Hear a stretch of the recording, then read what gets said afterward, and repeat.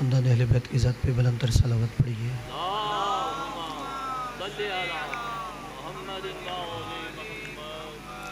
حسبنا اللہ و نعم الوکیل، نعم المولا و نعم النصیر، لا حول ولا قوة الا باللہ العلی العظیم۔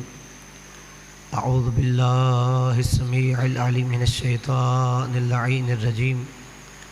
بسم اللہ الرحمن الرحیم۔ الحمد للہ الذی ہدانا لہذا وما كنا لنہتدی لولا ان ہدانا اللہ۔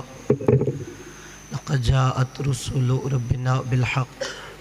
الصلاة والسلام علی نبیہ وصفیہ وحبیبہ وامینہ وحجتہ النبی الامی المکی المدنی القرشی الہاشمی الابتحی سید الثقلین نبی الحرمین امام القبلتین وسیلتنا فی الدارین جد الحسن والحسین ابی القاسم محمد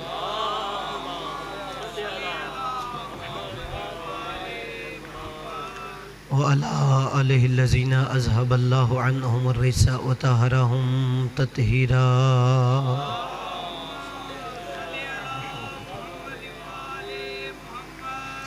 صلوات اللہ علی محبیہم ولعنت اللہ علی مبغضیہم۔ اما بعد فقد قال الہدی فی کتابہ العلی۔ بسم اللہ الرحمن الرحیم۔ یا ایہا الذین آمنوا اتقوا اللہ وآمنوا برسولہ یؤتکم کفلین من رحمت مل کے بآواز بلند صلوات پڑھیے۔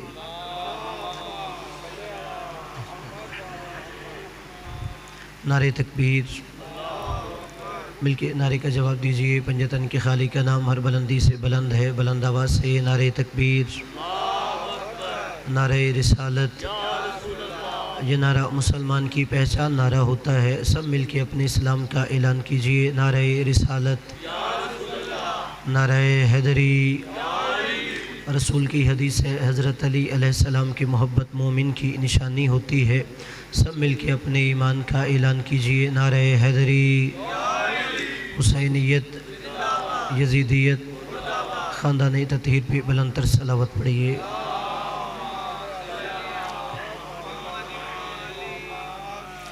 سب سے پہلے دعا ہے کہ مالک آپ کا تشریف لانا اپنی بارگاہ میں قبول و منظور فرمائے۔ آپ جو دعائیں حاجات لے کے آئے مالک ذکر کے صدقے میں مستجاب فرمائے۔ بالخص دعا گو ہیں کہ مالک بیگم و سید حسن علی نقوی، بیگم و سید اقبال نقوی، ڈاکٹر انس سلمان اور اس کے علاوہ ان کی والدہ اور دو مومنین و مومنات حاجات لے کے آئے ہیں، مالک اپنی بارگاہ میں مستجاب فرمائے۔ دعا ہے کہ مالک کائنات ذکر کے صدقے میں کتنی ایسی دعائیں انسان کے دل میں ہوتی ہیں جو زبان پہ نہیں لا سکتا۔ آپ تمام حاضرین اور بانیان کی ایسی دعاؤں کو مستجاب فرمائے۔ ہم سب کو دنیا میں ائمہ کی زیارت، آخرت میں شفاعت نصیب فرمائے۔ ہمارے وقت کے امام کو ہم سے راضی فرمائے۔ اپنی اپنی دعاؤں کی قبولیت کے لیے بلند تر صلوات پڑھیے۔ اللہم صلی علی محمد و علی محمد۔ قبلہ توجہ ہے کہ کچھ عرض کروں، اگر آپ لوگ تھوڑا تھوڑا میرے قریب آ جائیں تاکہ تھوڑا آپ سے خطاب کرنے میں مجھے آسانی ہو، درود پڑھ کے اگر تھوڑا تھوڑا آپ تشریف لے آئیے۔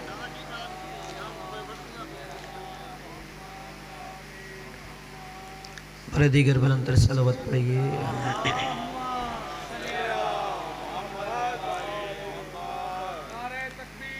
اللہ اکبر، اللہ اکبر، یا رسول اللہ، یا رسول اللہ، یا علی، اللہم صلی علی محمد وجل۔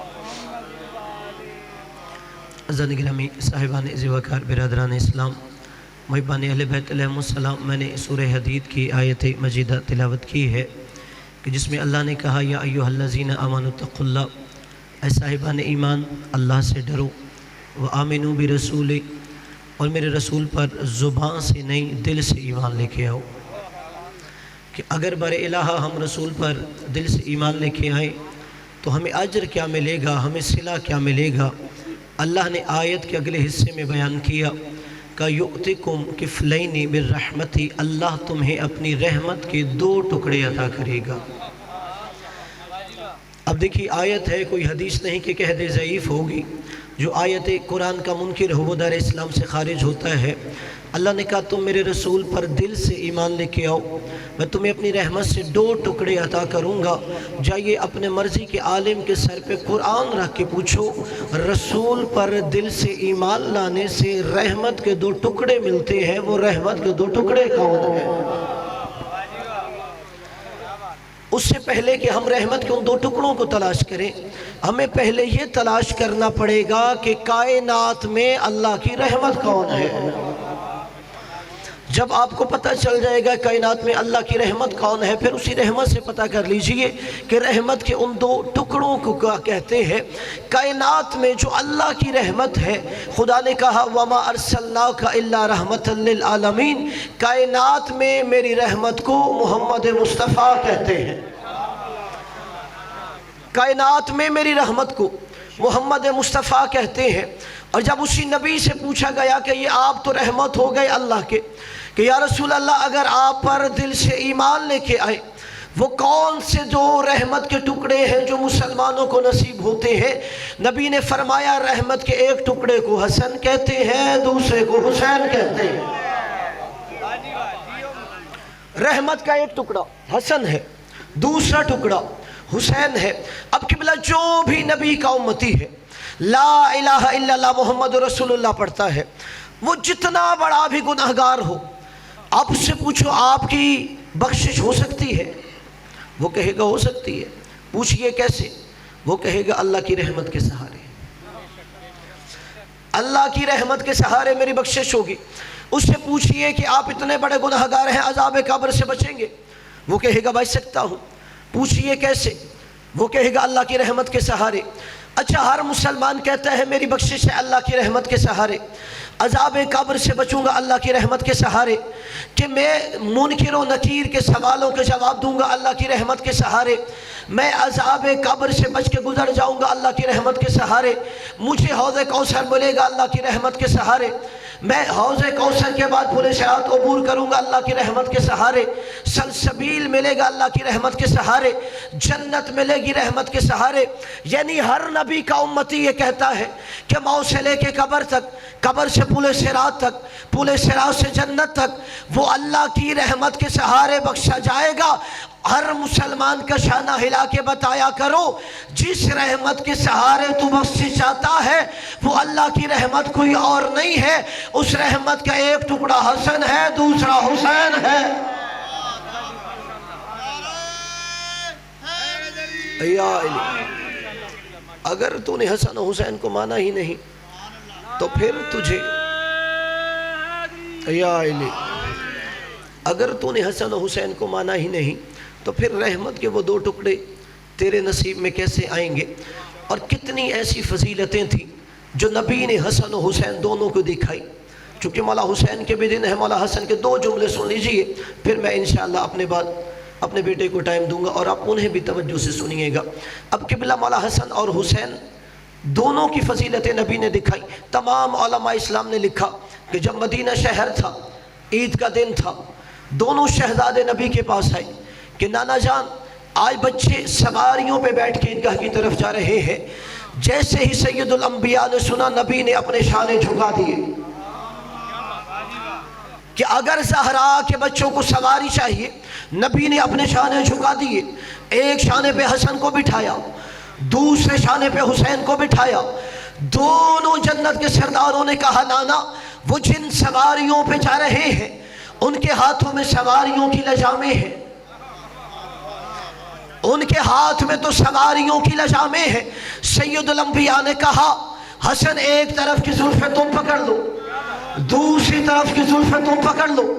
اب ایک طرف حسن نے نبی کی زلفیں تھامی ہوئی، دوسری طرف حسین نے نبی کی زلفیں تھامی ہوئی۔ حسن چاہے نبی کو دائیں موڑ دے، حسین چاہے نبی کو بائیں موڑ دے، تو پھر ماننا پڑے گا نبی کو موڑ دینا زہرا کے بچوں کا کھیل ہوتا ہے۔ اللہ جانے کسے جملہ سمجھ آیا ہے؟ نبوت کو موڑ دینا زہرا کے بچوں کا بچپن میں کھیل ہے۔ اب حسن چاہے تو نبی کو دائیں موڑ دے، حسین چاہے بائیں موڑ دے۔ اب میں عرض کرتا ہوں یا رسول اللہ، اگر کسی موڑ پر دونوں شہزادوں کے ارادے میں فرق آ جائے، حسن کہے نانا دائیں مڑے، حسین کہے نانا بائیں مڑے، پھر نبی کیا کریں گے؟ آپ نے ایک ہی وقت میں دونوں کو زلفوں پہ اختیار دے دیا ہے۔ اگر کہیں حسن کہے نانا دائیں مڑ جائیے، حسین کہے نانا بائیں مڑ جائیے، تو پھر کیا کرے گا میرا نبی؟ عجب نہیں، نبی فرمائیں گے میں یہی تو تمہیں سمجھا رہا ہوں، اگر دونوں کے ارادے میں فرق ہوتا،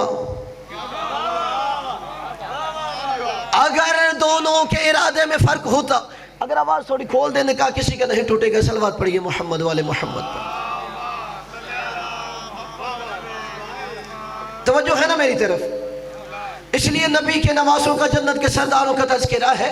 اگر کسی موڑ پر دونوں کے ارادے میں فرق آ جائے کہ حسن کہے نانا دائیں مڑیے، حسین کہے نانا بائیں مڑیے، پھر سید الانبیاء کہیں گے، سید الانبیاء فرمائیں گے میں یہی تو تمہیں سمجھا رہا ہوں، اگر دونوں کے ارادے میں فرق ہوتا، دونوں کی مشیت میں فرق ہوتا، میں ایک ہی وقت میں دونوں کا اختیار نہ دیتا، میں تمہیں یہی سمجھا رہا ہوں، حسن کا ارادہ حسین کا ارادہ ہے، حسین کی مشیت حسن کی مشیت ہے، دونوں کا ارادہ ایک ہے۔ یا علی خدا آپ کو سلامت رکھے۔ یا علی نبی نے دونوں کو ایک ہی وقت میں زلفوں پہ اختیار دے کے بتایا، دونوں کی مشیت ایک ہے، دونوں کا ارادہ ایک ہے، اور نبی نے کہا اب حسن کی صلح پہ اعتراض نہ کرنا، حسن کی صلح حسین کی صلح ہے، اور حسین کی جنگ پہ اعتراض نہ کرنا، حسین کی جنگ حسن کی جنگ ہے۔ دونوں کا ارادہ ایک ہوتا ہے، اور دونوں کی شہادت کے حوالے سے جو محدث دہلوی صاحب نے جملہ لکھا وہ کمال کا ہے۔ انہوں نے ایک عربی میں کتابچہ لکھا سر الشہادتین، کہ زہرا کے دونوں بچوں کی شہادت میں راز کیا ہے۔ یہی جملہ ڈاکٹر طاہر القادری صاحب نے اپنی کتاب ذبح عظیم میں بھی تحریر کیا۔ وہ کہتے ہیں اللہ نے جناب آدم سے لے کے جناب عیسیٰ تک جتنے انبیاء کو کمال دیے تھے وہ سارے کمال ہمارے نبی کے اندر تھے۔ کسی کو علم دیا، کسی کو حلم دیا، کسی کو خاص تقویٰ دیا، کسی کو خاص زہد دیا، کسی کا خاص حسن و جمال تھا، کسی کا صبر و رضا تھا۔ اب جتنے بھی ایک کم سوا لاکھ انبیاء میں صفات تھی، کہتے ہیں وہ ساری صفات ہمارے نبی کے اندر جمع ہے۔ محدث دہلوی صاحب کا یہ جملہ ہے، وہ کہتے ہیں لیکن بعض انبیاء کو منصب شہادت ملا، کہتے ہیں ہمارے نبی کو بظاہر منصب شہادت نہیں مل رہا تھا، کہ بعض انبیاء کو زہر سے شہادت ملا، بعض کو تیر و تلوار سے ملا۔ وہ کہتے ہیں کہ ہمارے نبی کو نہ زہر دی گئی، یہ ان کا جملہ ہے، اور نہ ہی تلوار سے شہید کیا گیا، کہ خدا چاہتا تھا رسالت کو یہ بھی کمال ملے تو اللہ نے نبی کی شہادت کے عوض زہرا کے بچوں کو شہادت دی۔ وہ کہتے ہیں کہ نبی کو منصب شہادت کے لیے اللہ نے زہرا کے دونوں بچوں کو شہادت دی۔ اب وہ آگے جملہ لکھتے ہیں کہ جو حسن کی شہادت ہے وہ حسن کی شہادت نہیں، نبی کی شہادت ہے۔ جو حسین کی شہادت ہے وہ حسین کی شہادت نہیں، وہ نبی کی شہادت ہے۔ آگے وہ جملہ لکھتے ہیں سر الشہادتین میں، قتل الحسن قتل الرسول وقتل الحسین قتل الرسول، کا حسن کا قتل رسول کا قتل ہے، حسین کا قتل رسول کا قتل ہے۔ اتنا لکھنے کے بعد محدث دہلوی صاحب کا قلم خاموش ہو گیا کہ حسن کا قتل رسول کا قتل ہے، حسین کا قتل رسول کا قتل ہے۔ آگے انہوں نے نتیجہ نہیں دیا۔ میں نے کہا جب محدث دہلوی صاحب نے اتنا جملہ لکھ دیا تو آگے بھی تو نتیجہ دینا چاہیے۔ اگر قتل حسن قتل رسول ہے، قتل حسین قتل رسول ہے، تو پھر یہ بھی لکھیے قاتل حسن قاتل رسول ہے۔ اگر قتل حسن قتل رسول ہے اور قتل حسین قتل رسول ہے، پھر ہمیں یہ بھی ماننا چاہیے قاتل حسن قاتل رسول ہے، قاتل حسین قاتل رسول ہے۔ اور قبلہ یہی وجہ ہے آخری جملہ فضائل کا، میرے حصے کا مصائب بھی میسم ربانی صاحب پڑھیں گے۔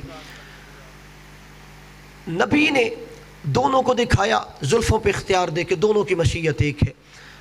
پھر جب نبی نے سچے دکھانے تھے، نبی دونوں کو ساتھ لے کے گئے، حسن بھی ساتھ تھے، حسین بھی ساتھ تھے۔ فمن حاجک فیہ من بعد ما جاءک من العلم، فقل تعالوا ندعو ابناءنا وابناءکم ونساءنا ونساءکم وانفسنا وانفسکم ثم نبتہل فنجعل لعنت اللہ علی الکاذبین. میرے حبیب دلائل کے آ جانے کے بعد جو تجھ سے جھگڑا کرتا ہے اسے کہو ہم اپنے بیٹے لاتے ہیں تم اپنے بیٹے لاؤ، ہم اپنی عورتیں لاتے ہیں تم اپنی عورتیں لاؤ، ہم اپنی جانوں کو لاتے ہیں تم اپنی جانے کو لاؤ. پھر مناظرہ نہیں مباہلہ ہوگا. فنجعل لعنت اللہ علی الکاذبین، جو جھوٹا ہوگا اس پہ اللہ کی لعنت ہوگی. مجھے جتنے برادران اسلام یہاں پہ بیٹھے ہیں یہ بتائیے، اگر نبی اکیلے میدان مباہلہ میں چلے جاتے کیا میدان مباہلہ فتح نہ ہوتا؟ میدان مباہلہ فتح ہو جاتا. یہ جو 2-3-4 مجھے دوستوں نے جواب دیا ہے، خدا آپ کو سلامت رکھے، میدان مباہلہ فتح ہو جاتا. اس لیے جو نبی ایک اشارہ کرے چاند 2 ٹکڑوں میں تقسیم ہو جاتا ہو، جس نبی پہ ہاتھ پہ بے جان پتھر کلمہ پڑھنے لگتا ہو، جس نبی کو درخت جھک کے سلام کرنے لگتا ہو، جو نبی کلی کر کے کھارے پانی میں ڈالے وہ میٹھے چشمہ بن جاتا ہو، جس نبی کے اوپر ابر سایہ کرتا ہو، اگر وہ نبی میدان مباہلہ میں چلے جاتے میدان مباہلہ فتح ہو جاتا. مگر قرآن میں سورہ آل عمران میں آیت مباہلہ تھی. پھر آیت مباہلہ کی روشنی میں ہر نبی کے امتی کو نظریہ عقیدہ یہی بنانا پڑتا، صرف نبی کا دشمن جھوٹا اور لعنتی ہوتا ہے. آخری جملہ ہے، آپ نے اپنے لوہے دل پہ نقش کرنا ہے. اگر نبی تنہا میدان مباہلہ میں جاتے، میدان مباہلہ میں اللہ نے کہا سچے جائیں گے، جو ان کے مقابلے پہ آئے گا وہ جھوٹا ہے، اس پہ اللہ کی لعنت ہوگی. اگر نبی تنہا چلے جاتے تو قرآن کی آیت کی روشنی میں عقیدہ یہی بنتا، صرف نبی کا دشمن جھوٹا بھی ہوتا ہے اور اللہ کی نظر میں ملعون بھی ہوتا ہے. نبی نے کہا میں اکیلا نہیں جاؤں گا، علی ساتھ جائے گا، فاطمہ ساتھ جائے گی، حسن ساتھ آئے گا، حسین ساتھ آئے گا، تاکہ آیت مباہلہ کی روشنی میں ہر مسلمان یہ عقیدہ کرے صرف نبی کا دشمن جھوٹا اور ملعون نہیں ہوتا، پنجتن کا دشمن جھوٹا بھی ہوتا ہے ملعون بھی ہوتا ہے. پنجتن کا جو پنجتن کے مقابلے پہ آئے، آیت مباہلہ نے کہا وہ جھوٹا بھی ہے ملعون بھی ہے. یعنی جو علی کے مقابلے پہ آئے وہ جھوٹا بھی اللہ کی نظر میں ملعون بھی ہے، جو فاطمہ کے مقابلے پہ آئے وہ جھوٹا بھی ہے ملعون بھی ہے، جو حسن کے مقابلے پہ آئے وہ جھوٹا بھی ہے ملعون بھی ہے، جو حسین کے مقابلے پہ آئے وہ جھوٹا بھی ہے ملعون بھی ہے. جب سورہ آل عمران کی آیت مباہلہ کی روشنی میں پنجتن کے مقابلے پہ آنے والا جھوٹا اور ملعون ہوتا ہے تو ان کا قاتل رضی اللہ کیسے ہو سکتا ہے؟